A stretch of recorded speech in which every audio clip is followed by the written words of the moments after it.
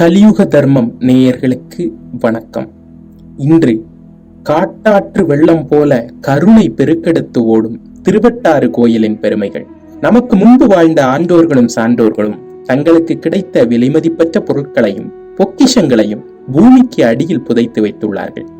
ஏதேனும் ஒரு தருணத்தில் மனிதர்களால் தோண்டி எடுக்கப்படும் போது பல்வேறு சுவாமி சிலைகள், வைரம், வைடூரியம் போன்ற ஆபரணங்கள் நமக்கு கிடைக்கப் பெறுகின்றது.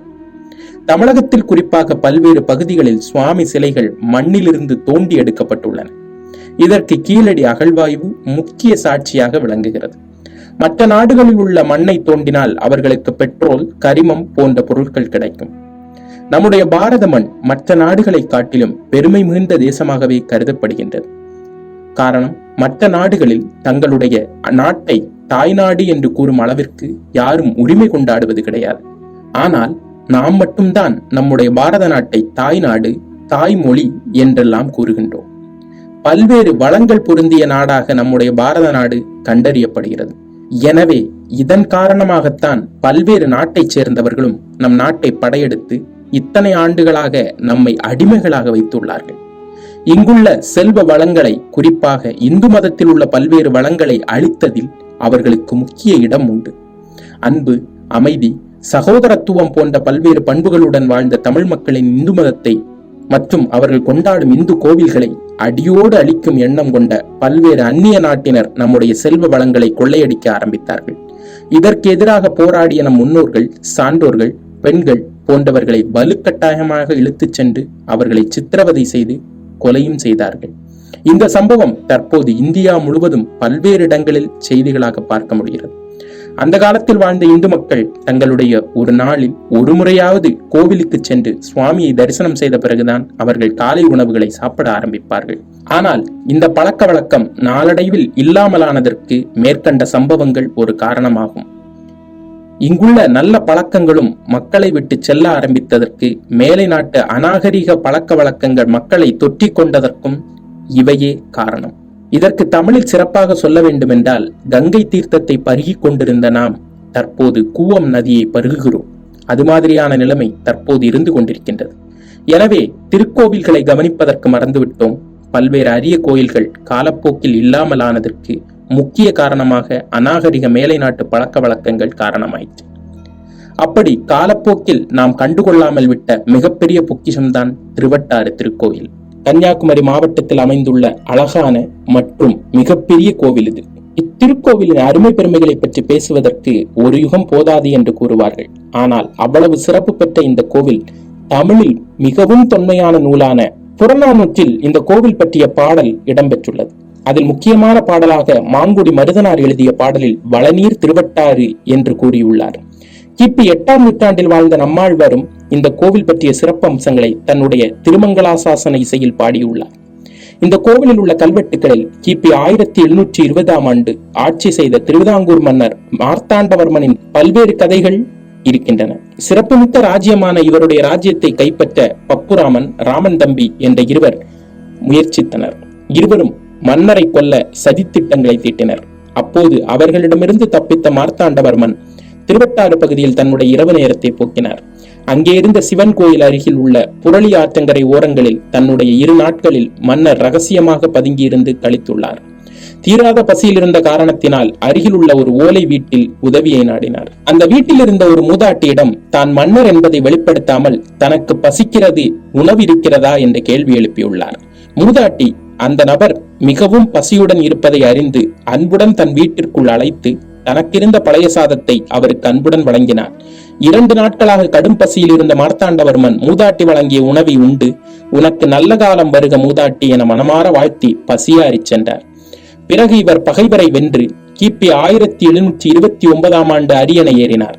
அதன் பின்னர் பத்மநாபபுரத்தில் இருந்து திருவட்டார் ஆதிகேசவ பெருமாள் கோயிலுக்கு தரிசனம் செய்வதற்காக வருகை தந்தார். அப்போது தனக்கு அன்று உணவு வழங்கிய மூதாட்டியின் வீட்டிற்கு சென்று அவருக்கு பொன்னும் பொருளையும் வழங்கி ஆசி பெற்று சென்ற பிறகு பெருமாள் கோயிலுக்கு பல்வேறு நன்மைகளையும் செய்துள்ள பெருமை இவரை சாரும். திருவிதாங்கூர் சமஸ்தானத்தில் மார்த்தாண்டவர்மனின் புகழ் இன்று வரை ஓங்கி ஒலிக்கிறது. காரணம், அவர் நன்றி மறவாத குணமாகும். திருவட்டார் கோவிலையும் திருவிதாங்கூர் சமஸ்தானத்தையும் பிரிக்கவே முடியாது. போரில் வெற்றி பெற்ற பிறகு கிபி 1729 ஆண்டிலிருந்து ஆதிகேசவ பெருமாள் திருவட்டாரில் இடம்பெற்றுள்ள திருக்கோயிலை மார்த்தாண்டவர்மர் தன்னுடைய குலதெய்வமாகவும் பல்வேறு நன்மைகளை வழங்கக்கூடிய முக்கியமான தலமாகவும் வைத்திருந்தார் என்பது குறிப்பிடத்தக்கது. குறிப்பாக சொல்ல வேண்டுமென்றால், மன்னரின் பிரச்சனைகளை இந்த கோவிலில் வந்து முறையிட்டு சென்றால் போதும், அதற்கான தீர்வினை ஆதிகேசவ பெருமாள் சுவாமி கனவில் வந்து பிரச்சனைக்கான முடிவை துல்லியமாக தருவது இந்த கோவிலின் மற்றொரு சிறப்பம்சமாகும். மன்னனின் திருவருள் காரணமாக இந்த கோவிலின் 4 வேதங்களும் வழங்கப்பட்டது. பல்வேறு அரச குடும்பத்தைச் சேர்ந்த மன்னர்களும் இந்த கோவிலின் கடவுளுக்கு வேதங்களை முழங்கினார்கள். மேலும் தங்கள் குடும்பங்களுக்கு குருவாக இருக்கும் அப்பா தீட்சிதர் என்னும் மகானை இந்த கோவிலின் வேதங்களில் முழங்க உத்தரவிட்டார் மன்னர்.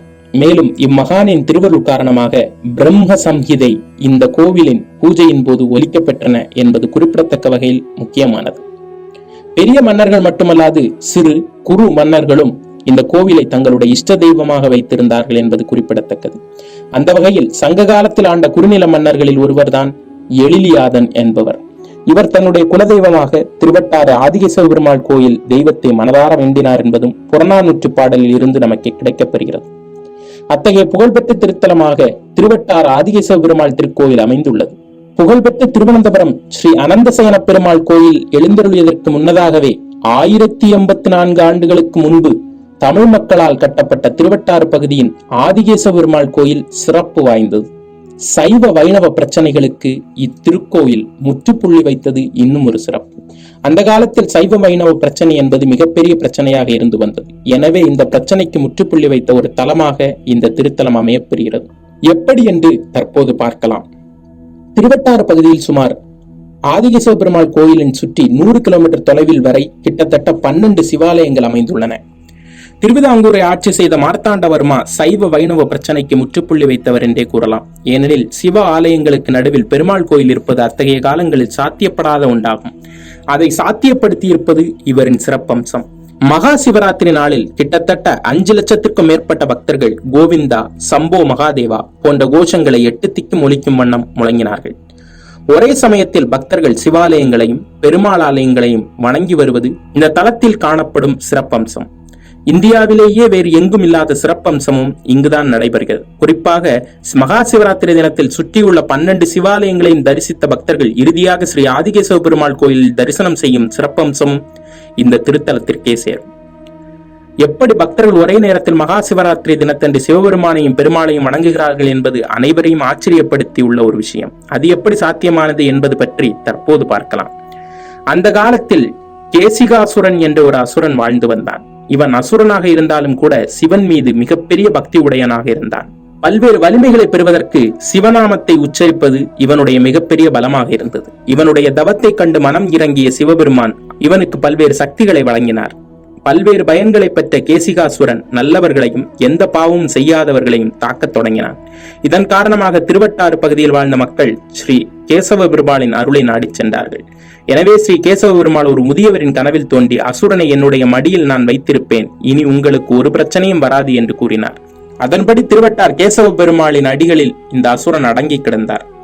இருந்தாலும் அசுரனுடைய 12 கைகளில் வெளியில் நீட்டிக் கொண்டிருந்தன. இதன் காரணமாக பெருமாளை வணங்க வந்த பக்தர்களை அசுரன் தன் கைகளினால் வதம் செய்தான்.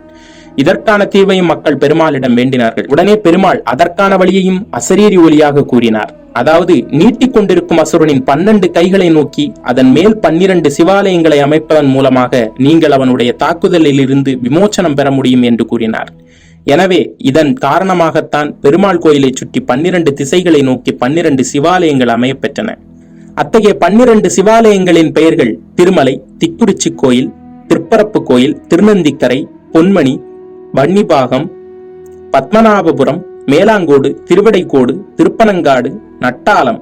எனவே இந்த 12 திருத்தலங்களும் சுயம்பாக உருவான சிவாலயங்களான சிறப்பை பெற்றுள்ளன.